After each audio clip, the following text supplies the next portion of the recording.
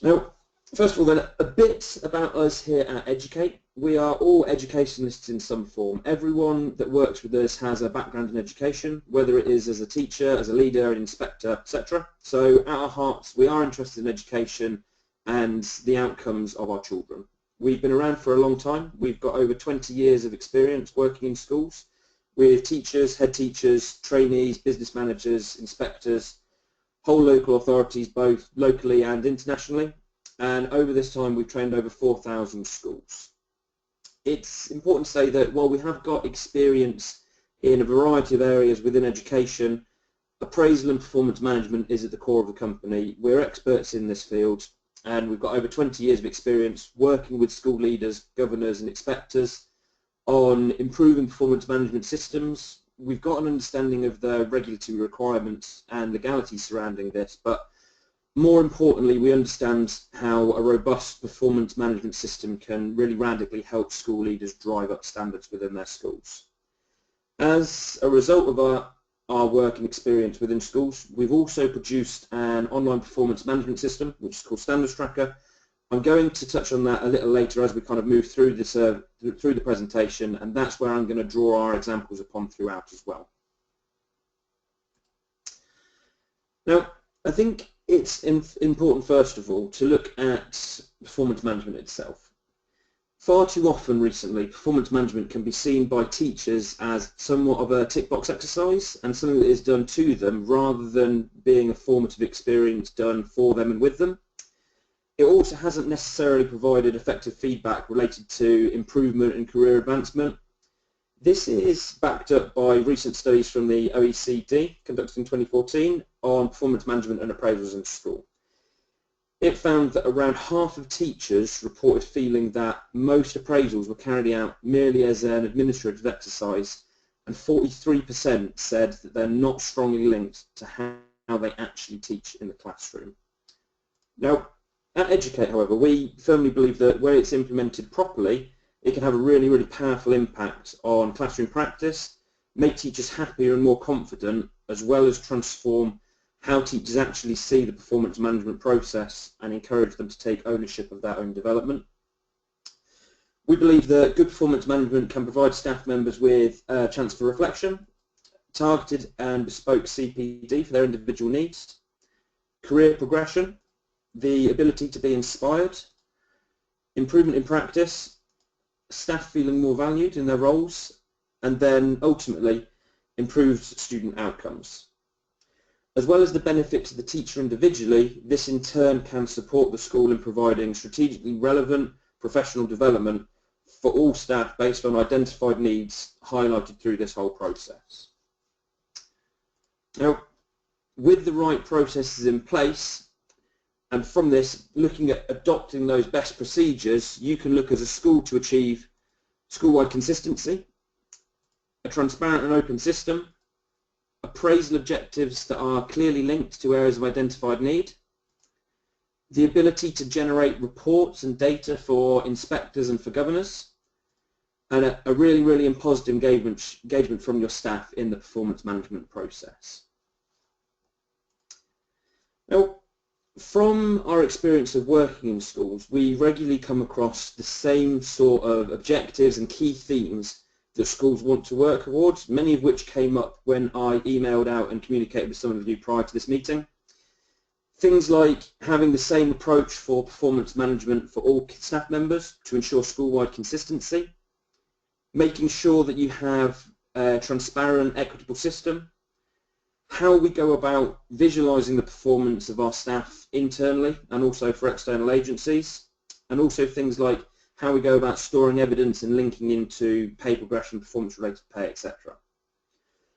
Whatever we as a school want to achieve from our performance management processes, at Educate we tend to believe three main core things. Most people are good at most parts of their jobs most of the time. Most people want to get better at their jobs, and most people want personalised support programs to help them do this. The challenge we have as school leaders, though, tends to be how do we effectively capture the first part of this and then visualise the impact of the support that we then offer to our staff. Now, our approach to achieving this and the way in which we work to address this is quite simple. We base everything we do on the idea that performance management should be a continuous development model. It isn't something that's static and it's ever-changing. Performance management should be an ever-evolving process based around set performance frameworks. Now, these frameworks could be the 42 national teaching standards, they could be standards from ISI, they could be internally produced standards for admin or facility staff. However, the school and the appraisee need to be aware of these from the outset. We promote a little and often approach, so any issues or areas of weakness are known about and addressed early on. It should be based on a shared, agreed understanding between appraiser and appraisee of how well individuals are performing against the set performance frameworks. And while, yes, it is a partnership and a two-way process, we like to place the responsibility for the development with the individual. The organisation is responsible for the staff member, but they're responsible for their own development, and it's the individual who is accountable for their own performance. So we like to work very, very cyclically. Now, what we've done, we've come up with 5 key stages that we aim to implement with the schools we work in order to create a robust and meaningful performance management process in school to help drive up standards. Those standards are to, firstly, establish a performance framework. Secondly, to make graded assessments of staff performance against particular standards. To link all development objectives clearly to professional standards. To gather evidence throughout the term and maintain an ongoing professional dialogue with the staff member. And then finally, to report on the performance of your staff. Now, what I intend to do now is to go through each of these stages individually and see exactly how we go about doing those.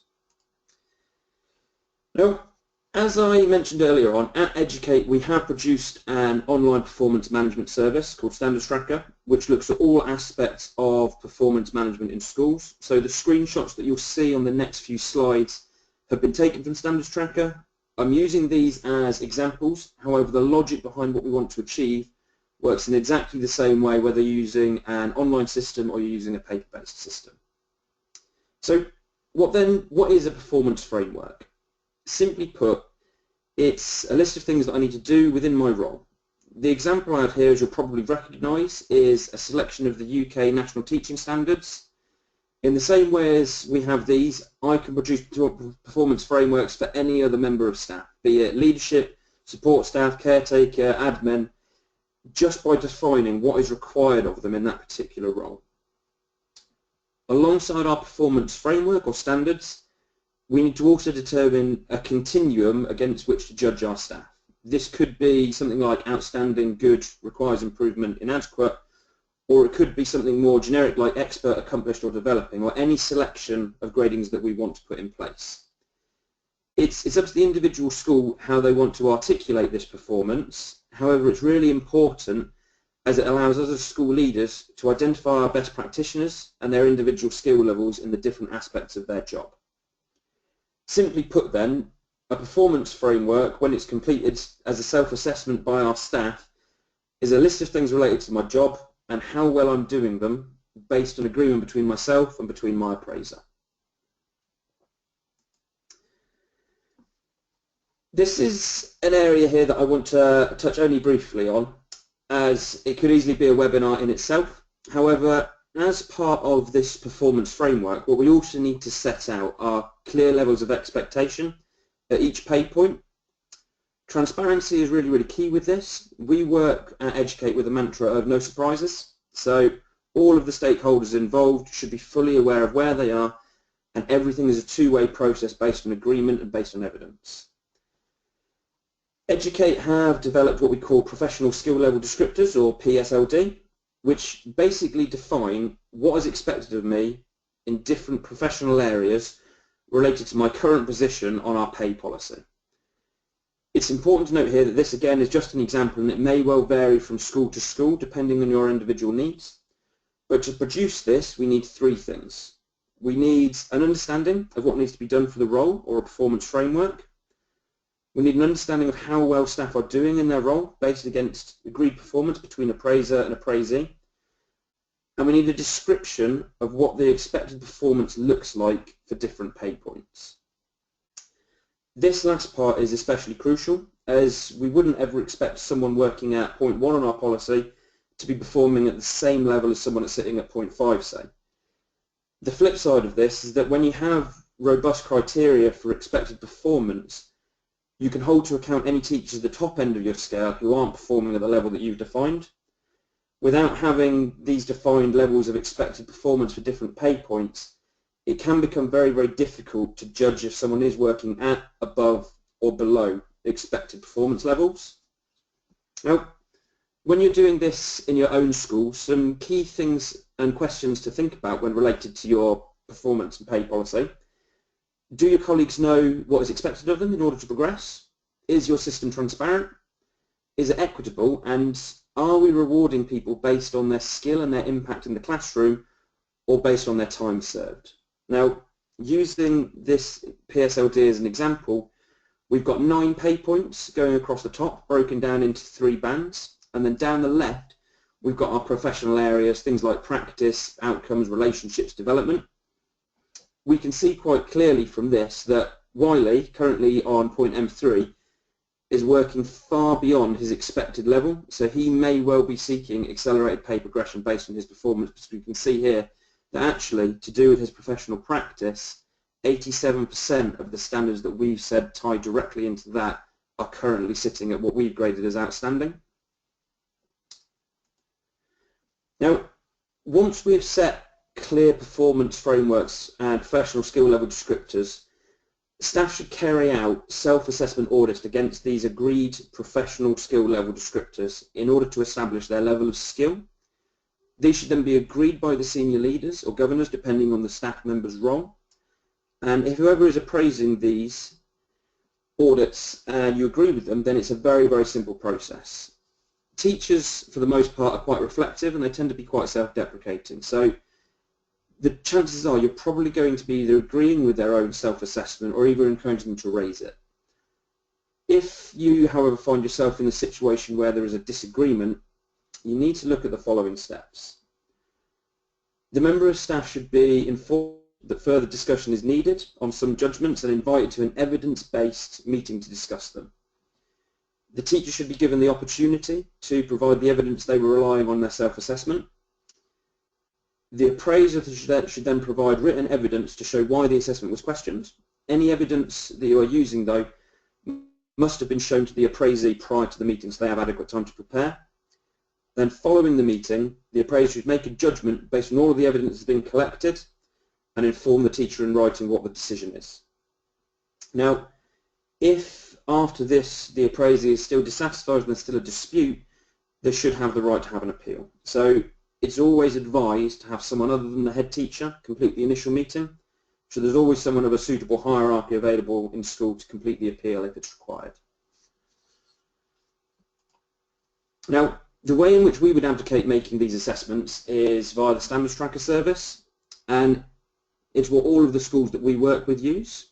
It allows you to make graded assessments against any performance frameworks, including the Ofsted Teaching Over Time and National Teaching Standards, as well as providing a central storage for all evidence, triangulation, scrutinies, etc. As well as this is also a continual log of any professional conversations that may have taken place. Once you have these graded assessments and they've been completed and agreed, you can move on to the third step of the process, which is linking all development objectives so they clearly match the professional standards. Now, as it mentions here, this stage is crucial in gaining an affection, bringing teachers, the majority of our staff, and those who happen to be underperforming. With those teachers who are performing well, their development objectives should focus on their individual areas of relative weakness. So turning an area of practice that's currently good into an outstanding. With our teachers who we know are working well and working to the level they should be, we can always adopt more of a soft touch with them when it comes to their performance management.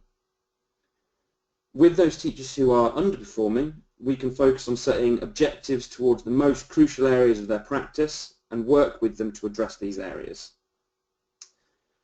When setting these objectives, we would always advise trying to name some pupils for the staff member to work with. If we're looking at behaviour management as an example, this wouldn't be the worst behaved children in the school, but the ones that maybe misbehave for me, but wouldn't usually with they've got someone that's got fantastic behaviour management. By naming some pupils, it makes it an awful lot easier for you to then identify the impact of anything that's taken place. Also, as it says at the base here, don't necessarily feel that you need to set objectives over a whole year. Some objectives work an awful lot better as short-term goals, or we can revisit and reflect on the progress that's been made.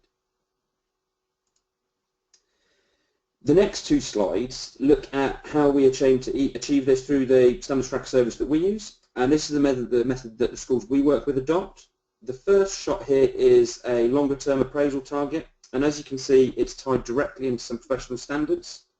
It's clearly laid out with an identified group of target children, looking at what the objective is, any agreed events or impact measures we're going to be looking at, and also what support is going to be provided. You can also see at the bottom, we've got the beginnings of some professional ongoing dialogue between the appraiser and the appraisee. Working based around the criteria we just set out on the previous two slides, this is an example of a short-term goal. At the top you can see there's a text box to define the exact issue you'd like the staff member to work on. The area for development can be specified along with the linked national standard or standards if relevant. We can enter in the second box the name of identified target children and agreed impact assessment measures at the outset. Now, if within school you don't want to name specific children, it's simple to effectively identify them within school by using something like initials or specified groups like a group of higher ability boys. We then assign it to a specific teacher with a short-term end goal in place so we can revisit and assess and look to amend or update the target to best support the teacher. As this short-term goal or mini-project develops, the teacher has the capacity to upload evidence of planning, pupils' work, videos, etc. And at the end, overall impact can be measured and assessed. Managing your professional development objectives in this way is a really fantastic way of showing inspectors that you are relating appraisal objectives to identified need and providing appropriate support and assessing impact. Now, in addition to linking development objectives to professional standards, we must also look to effectively gather evidence throughout the term and maintain an ongoing professional dialogue. From an evidence gathering perspective, the onus for this needs to be on the staff member. However, the key point here is throughout the term. We want to examine how our staff are performing over a time period rather than a single point in time in order to build up a clear picture of what their teaching practice is, rather than making assessments based off on one single good or bad piece of evidence. Maintaining an ongoing professional dialogue between appraiser and appraisee throughout this is the best way we've found to ensure that teachers can develop professionally, they know what's required of them and the direction in which they're going. With short-term objective setting in relative areas of weakness and regular feedback from their appraiser, this can really empower the staff to take control of and make improvements in their teaching, as well as self-reflect and highlight areas that they might themselves want to progress in. This, when it's combined with termly review meetings, we found to be the best way to help develop our staff. If though, as you see at the bottom, the worst should happen and someone does need to be put on a support plan or to go through capability proceedings, if this professional dialogue that we've been keeping is recorded, then it's there to defend both you as a school and there as the teacher, because it's all based around open discussion, transparency and clear agreed evidence of their performance. Now, the storage of this evidence, whatever form it might take, whether it's videos, whether it's images of display work, whether it's pupil work, it needs to be as simple process as possible and not an onerous task for the staff member. Storing evidence as paper or in multiple locations can raise issues if the required people don't have access to it, if it gets lost or misplaced, or when you're making performance pay decisions on a staff member and things are stored in multiple places. So we would always advocate having a central repository for all evidence, notes, observation and scrutinies, etc., so that you can have everything that you require in a single place rather than it being dotted around the school in different folders. Now, The final step that I want to go through is being able to report on the performance of your staff. Now, whether it's reporting in order to determine areas of CPD need, whether it's for governors or external agency, or for your own internal reporting when making performance-related pay decisions, one problem we often find with the schools we work with, they know how their individuals are performing, but being able to visualize this across the whole school can be very difficult, if not impossible.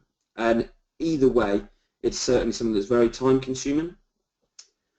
We need to be able to produce reports on a variety of different areas. We need to look at the areas of strength and weakness across the school, and from this hopefully set some pertinent CPD around our areas of identified weakness. We need to be able to present simple and easy to understand reports of staff performance against specific teaching standards, both named for internal use and obviously anonymised for work with governors or external agencies. We need to highlight areas of teaching strength within the school and the improvements made over time. From this, we can also look at internal coaching and professional development using our best practitioners. We firmly believe that the best source of CPD that we tend to have in school is within our own schools. It's just finding those pockets of strength and working on the people that we want them to go away and work with. Also, we want to demonstrate clearly what we're doing within school to address areas of weakness and show impacts of this happening. Now, a lot of the time, this can be the hardest way, the hardest area to manage on a paper-based system, as manually generating reports by flicking through data, evidence of performance and impact, manually anonymising reports for governors, etc., can take hours of management time, which almost always could be better spent elsewhere. That being said, though, there are some things that you can do and some tips to help generating these reports and providing them in a timely manner easier. We always say to take steps to standardise your processes, to schedule the collection of evidence and data so that everyone is clear what they have to provide and when they have to provide it, and try as best as possible not to miss deadlines related to objectives or midterm reviews. If deadlines are missed, then staff members can lose confidence and respect in the process.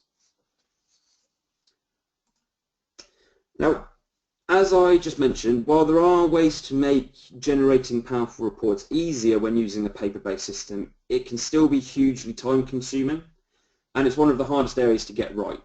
Wanting to provide up-to-date, relevant and powerful reports is one of the main reasons we find people want to adopt an online system, as having everything available in one place at your fingertips can provide huge benefits over a paper method when it comes to reporting quality, complexity and the time saving that you can make from it. In schools that obviously have multiple staff members, it can be really hard to visualise your data and the data of your staff in order to look at areas of strength and weakness across the board. And having this information easily available allows you to be an awful lot more strategic about your performance management, CPD, and better analyse your data in order to best support your staff and provide relevant information for governors and inspectors. The screen that we've got up on the screen now is an example of one of the reports that we can instantly provide within Standards Tracker, and it immediately gives you a really clear picture of everyone in your school and how they're currently performing. All of the data here has been automatically pulled from your staff members' records, so we can be certain that it's an accurate representation of their skill level, as it's been agreed based on agreement and evidence shared between the staff member and their appraiser. Really quickly, just by glancing at this, we can see that one colleague, Tamara, is obviously struggling and may need some additional support. Once we have this information, though, we can manipulate it to show different things. We can anonymise the report for showing to governors with a single click, filter by things like pay point, year group or subject area in order to look specifically at certain areas, or go to a teacher's record to look more closely at the areas they are struggling in and looking at providing them with some really bespoke support. As well as reports on individual staff members and their current levels of performance, we can look at the consistency between scrutinies and observations, or flip teacher data on its head to look at how all of our staff are performing against all or individual teaching standards to identify areas of professional development need. Then from this, we're also able to provide comparison reports to enable you to judge a teacher's progression at different points of time throughout the year. So, for example, today and at the beginning of the PM cycle, or 2 weeks after a support plan has been put in place, or even looking at the impact of some CPD that you've put in place over the course of a term. It's this sort of higher level quality data that can be the most difficult and time consuming to provide when you're utilising things on a paper system. I think to conclude then, I just want to come back to the 5 core key areas that I think we need to look at. It doesn't matter what sort of system that you're utilising. If you can ensure that throughout your process, you firstly make sure to establish a key performance framework. You make graded assessments of your staff performance against a particular set of standards. You link all development objectives clearly to professional standards. Gather evidence throughout the term and maintain that ongoing professional relationship with the staff member. And finally, report on the performance of your staff. Then, whether you are using an online resource or working with paper within schools, then by following these steps, you'll be able to ensure that it is a robust, it's efficient, and also a very fair process for all of your staff. I think finally I just want to say thank you very quickly. Hopefully we haven't taken up too much of your time, and I appreciate, due to the wide spectrum of people that we've got, this has been more of a generic overview, but I trust that everyone found this useful. There will be a short questionnaire when you leave, which would be really grateful if you could complete. It's only 4 questions long, and this is where you can comment on the webinar and also suggest any future topics that you would find beneficial that we can look at doing. If anyone does wish to get in touch, then these are our contact details, and we'd be more than happy to help however we can. If you want to talk to us about any of our services, including the Standards Tracker service, and how we found it can make the task of appraisal and performance management an awful lot simpler and less time consuming, then please do. Or if you have got some more specific questions related to your own performance management in school, then please let us know and we're more than happy to discuss them with you. As I mentioned, thank you again. I trust it was of use, and when you do leave the webinar, if you could fill out that questionnaire, we'd be really grateful. Now, if there are any questions, then I'd be more than happy to start dealing with them.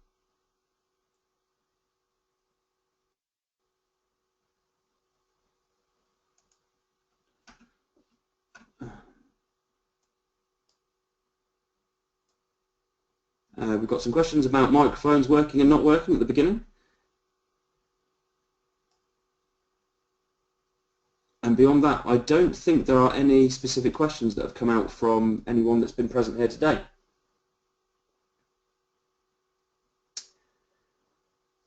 If you do come up with any questions that you would like to have us look at, or if you've got any questions related to performance management appraisal within school, please do get in touch with us. Either contact myself or contact Katie.